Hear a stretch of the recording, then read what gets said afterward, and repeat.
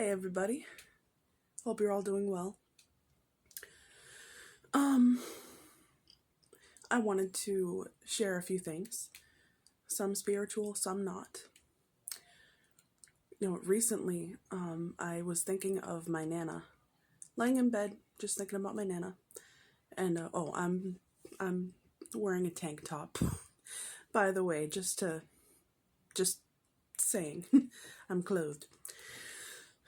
I'm just a lot of woman, so you can yeah. I was thinking about her recently, and I couldn't believe it. Well, I mean, I could, but I was laying in bed on my side, and I felt one area of my arm, like the hair on one area of my arm, not even my skin, start to stand up.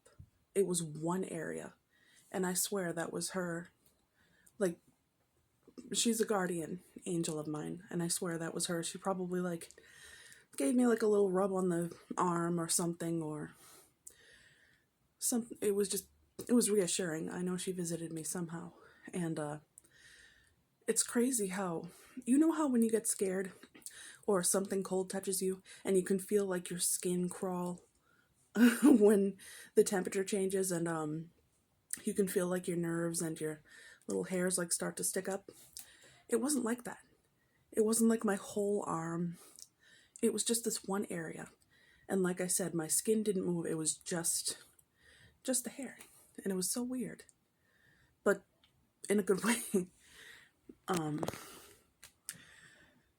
hope this can bring somebody some comfort to know that your loved ones, they really are with you.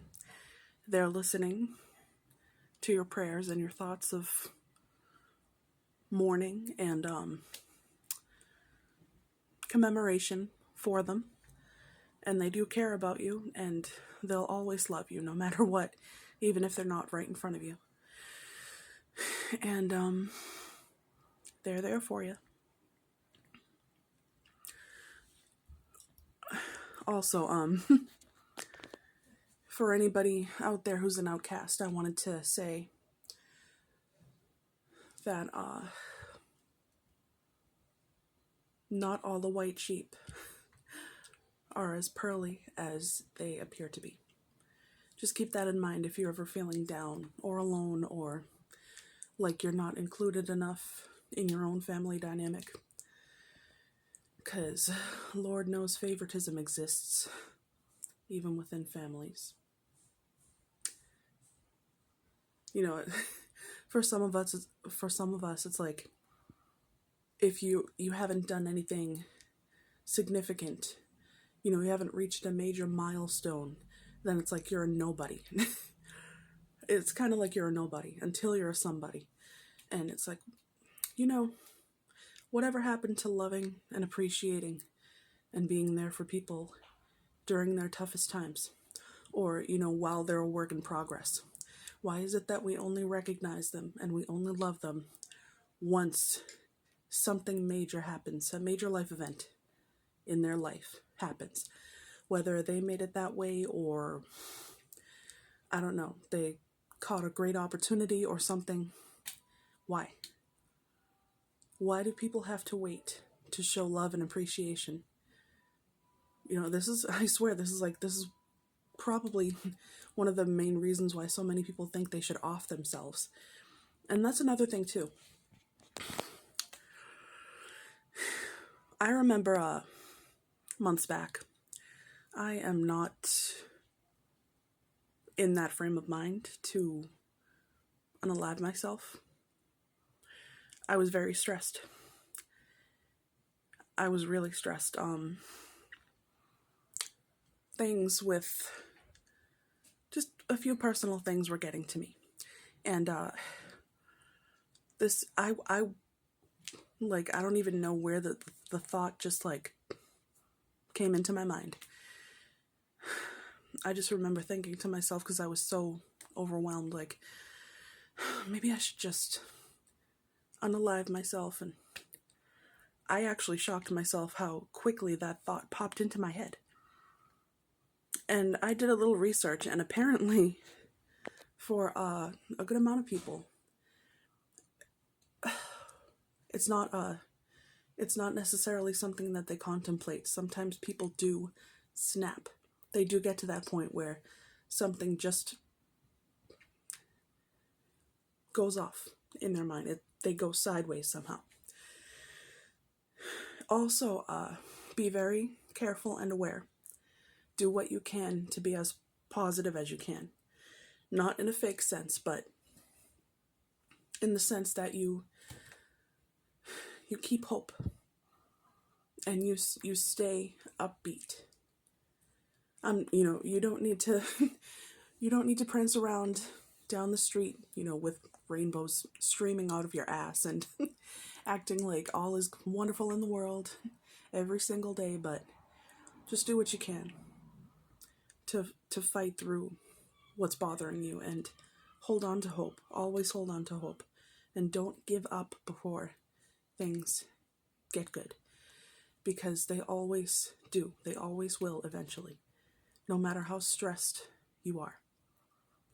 Don't act on impulse. Don't try anything. And, remember to try to watch who you're around too. And know that, unfortunately, sometimes negative influences can try to influence those who are vulnerable, who are upset, down, sick in one way, shape, or form. And it's up to us to try to make sure that we are our own best friends. We're caring for ourselves, sometimes even when we feel others may or may not. Know that you have the utmost worth and value, regardless of what happens with life or what doesn't happen or with whom or whatever. You are alive. You matter. You formed. You formed through birth, but you're a part of life. You came to be. Here you are. You matter. I don't care what you have and what you don't. I don't care where you've been, who you know, who you don't. You're human. You breathe. You're here. And you're doing your best to be good.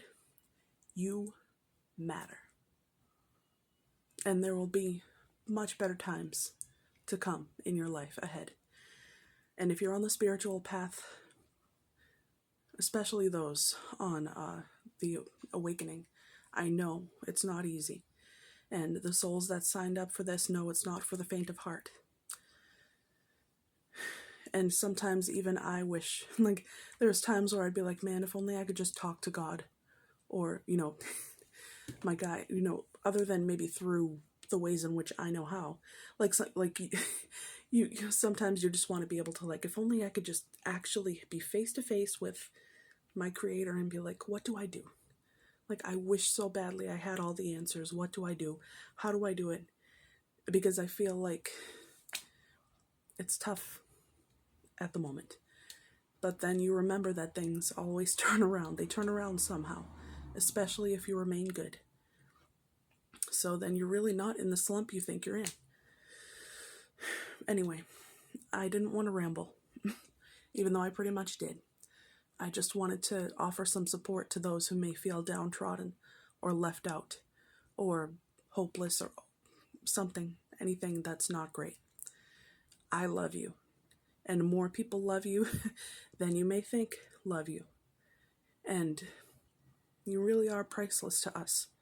Our world needs you, no matter how small or big you believe the role that you play is. So, know that you are awesome and you belong. And in my eyes, you will always be special.